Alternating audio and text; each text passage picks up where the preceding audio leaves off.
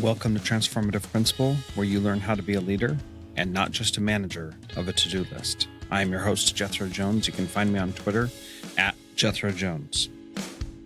Your to-do list is a hungry monster that is never satisfied. For the last year and a half, I've helped principals get awards, get promoted, and find the time to do the work that really matters. I recently opened a new mastermind slot. Schedule a call with me and let's overcome the stressed and isolated principal position together. Go to the show notes for this episode at transformativeprincipal.org and click Schedule a Call with Jethro. Welcome to Transformative Principal. This is episode 281. I am excited to interview Brittni Schroeder, who is the founder of Compassion Clubs, and she's going to talk more about that here in a little bit.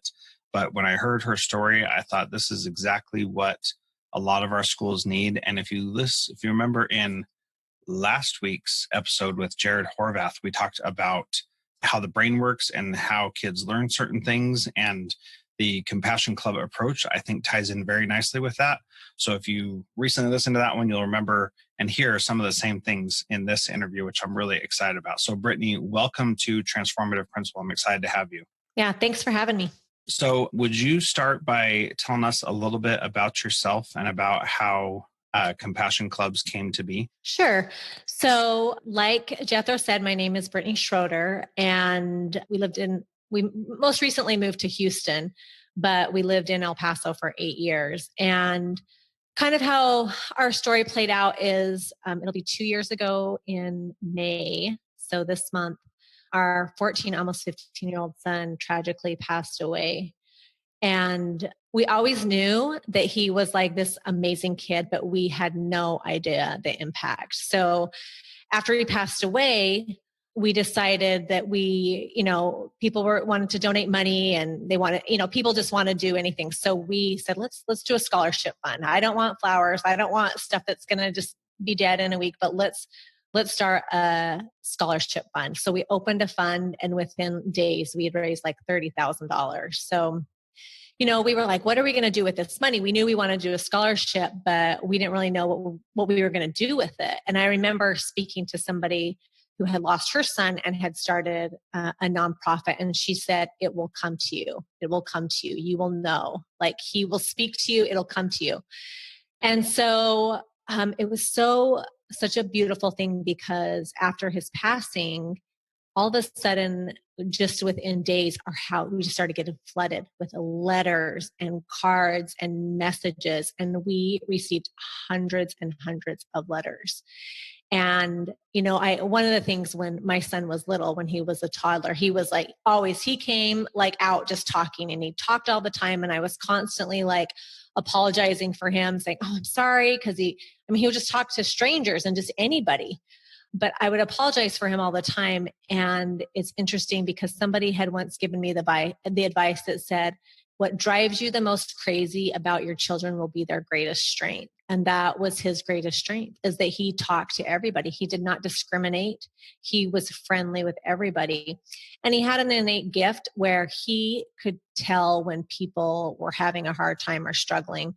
So we started to receive letters and messages from all these people. And a lot of them we didn't even know, like complete strangers, and just how he had touched their life and impacted them. He was like an entrepreneur, and he had a business he was the can man, and he cleaned garbage cans.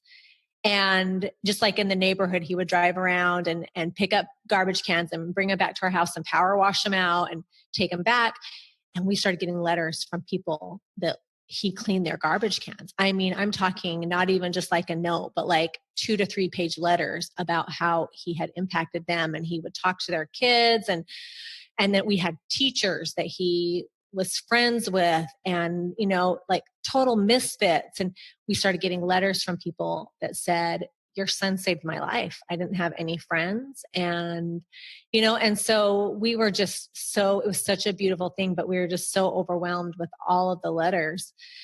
And then after that, all of a sudden we started getting knocks on our door. And then another, and then another, and another. And the kids were coming to our house, his friends. And a lot of them we didn't even know.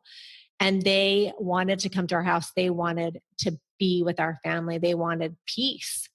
And we were broken and we were shattered, but we've always, a part of what we believe has always been service. And my husband and I, throughout our whole marriage and family life, if we would be struggling, and this is a quote, it's a Tony Robbins, and I love it, but it says, we only suffer when we think about ourselves. And I love that. And I knew that we had to apply that into our lives. We knew that we needed to do that to heal. So we were like, we have to serve. We have to, that's how we heal. And so the kids started coming to our house. And so automatically my husband and I were like, how can we serve them? How can we help them? And so the kids, I mean, we would have kids for a year in and out of our house, like tons and tons of kids, teenagers. And so we reached out to the school district in El Paso and we just said, hey, what if we started a club and we'll call it the Compassion Club. And originally we had said, let's start this so that we can help these kids heal. And so we started meeting with the kids and we would meet, at first we said, we'll meet with them once a month. And then it turned into twice a month. And then it was every single week. And the kids just said, please, can we do this every week? Can we do this every week? And we saw as we were helping them, we were healing, but they were healing too.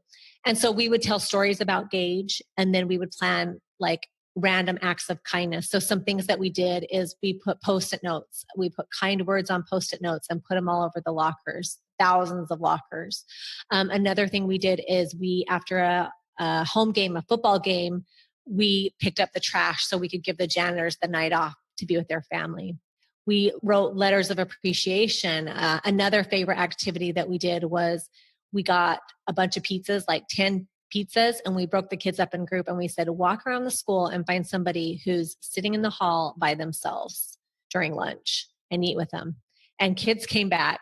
Girls were crying because some of these kids opened up. They had never really talked to people and they would say, I don't know anybody. I don't have any friends. And I just moved here. And, so it was a very emotional but healing experience for us. Right after that, people started, we started an Instagram account and we would post just on our social media.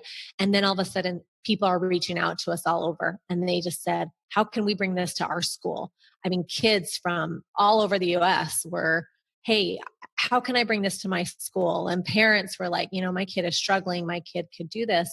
And so from there we said, let's turn this into something. And so what we did is we ended up forming a 501c. And then I got a group of people. There was administrators. We had formed a committee, teachers, parents, and we said, let's put together this curriculum and so the other schools can have this in their schools. And so we put together an elementary ed curriculum and a secondary ed curriculum, and they're similar but different because with the secondary, the kids lead it. And of course in elementary, it's either parent run or teacher or counselor run. But we put together these curriculums with stories and activities. And so they're easily implemented in the school. A difference between our program is, there are other programs out there. And I love that. I love that social emotional learning has become a priority.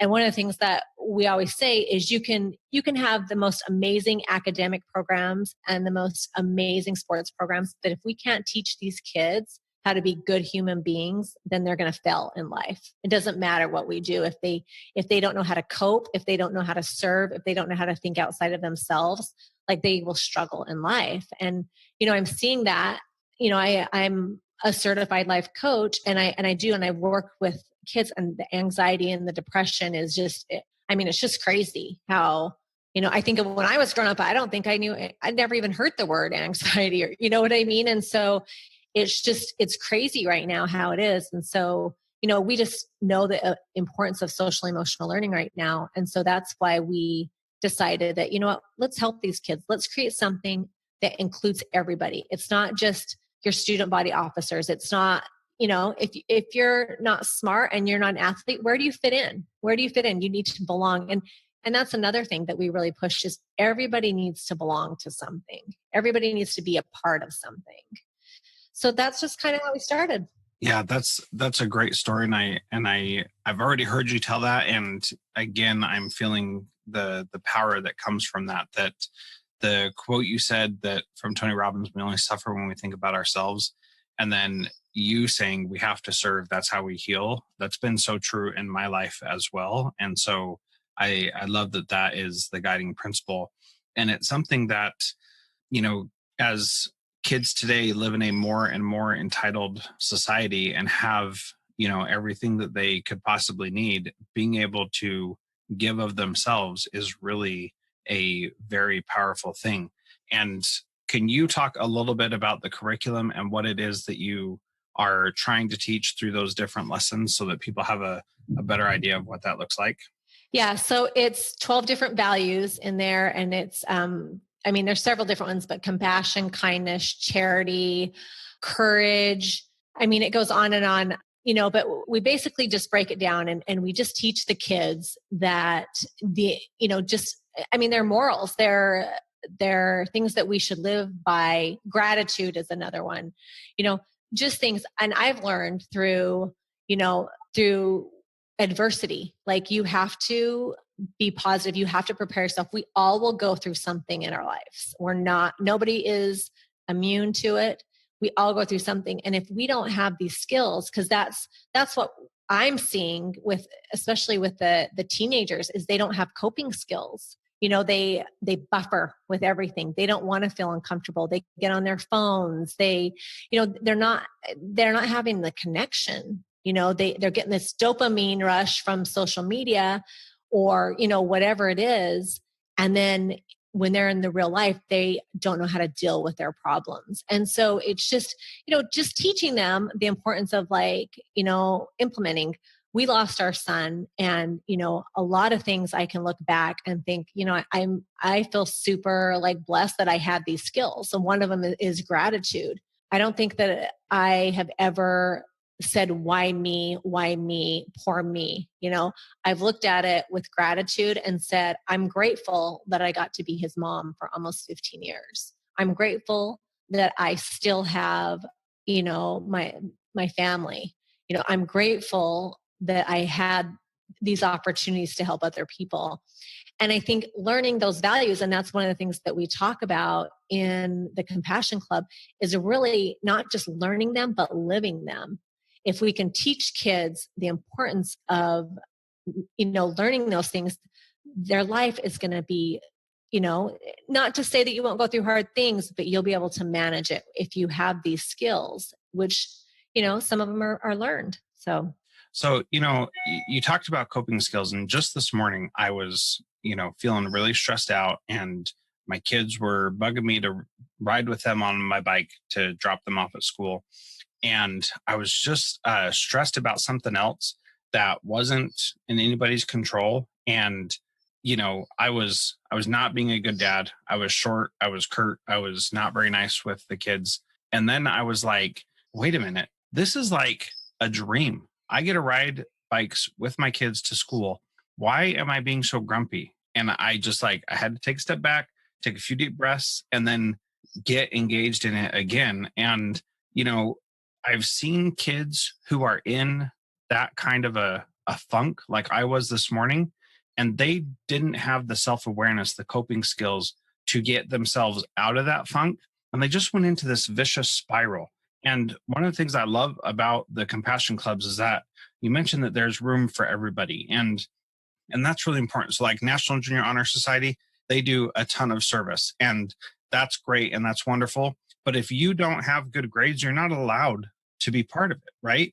And so somebody who may struggle academically or have other things that are impacting that, the Compassion Club doesn't put up these limits. And so what you do is you teach about the value that you're learning about that week, you share a story, and then you go out and serve. And I think that's a really simple, easy thing for anybody at any school to adopt and just start doing it. And the curriculum does cost money, but what happens with that money when schools buy it?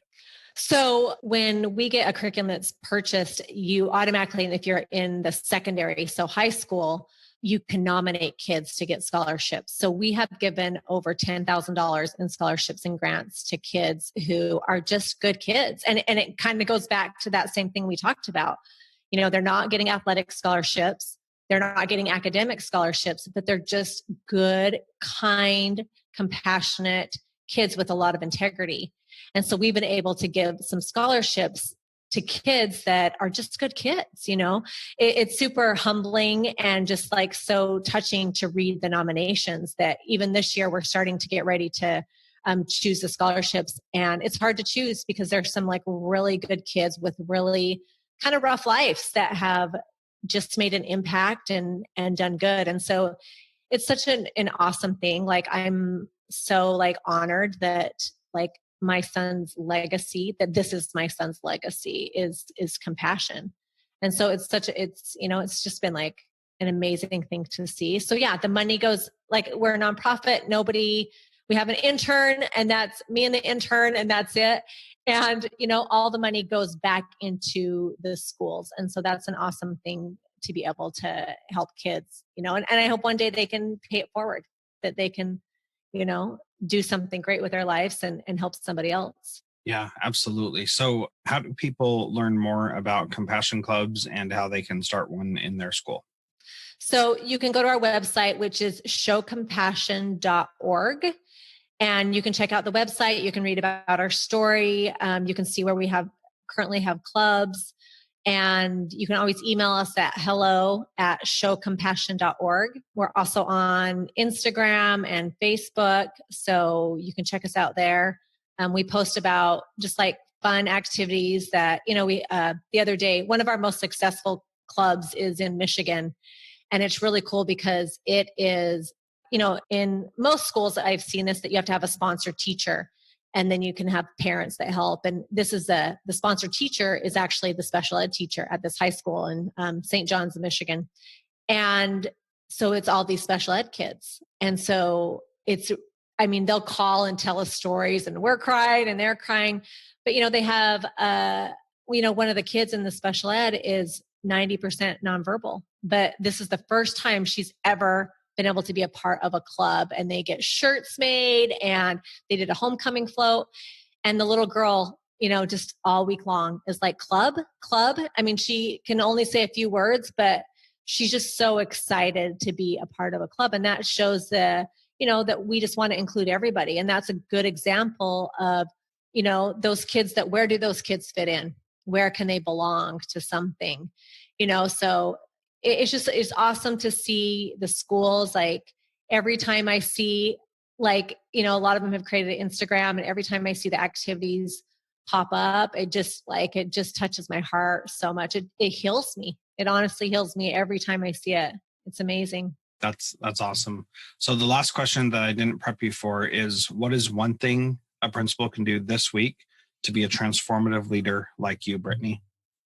I think just, look for those kids that need to belong. Look for opportunities to, I think, one of the things as a principal is you're a leader. And so I think the best thing to do is to lead by example and live it in your life. I always say, I believe in the law of attraction, that if you think it and you act it and you speak it, like it will happen. And so I think that is with compassion.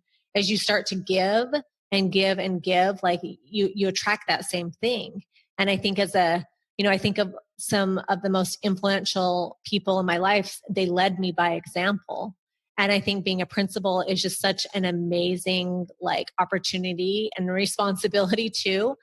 But to lead, you lead teachers, you lead parents, you lead kids. And that is just such an amazing gift that you have, that you can lead, and to lead in a way with compassion and kindness, is just an amazing opportunity. Well, thank you so much, Brittni, for being part of Transformative Principal. And once again, you can check out her website at showcompassion.org. Create a compassion club in your school and have a club that truly involves everybody. Thank you again, Brittni, for being part of the show. Thanks for having me.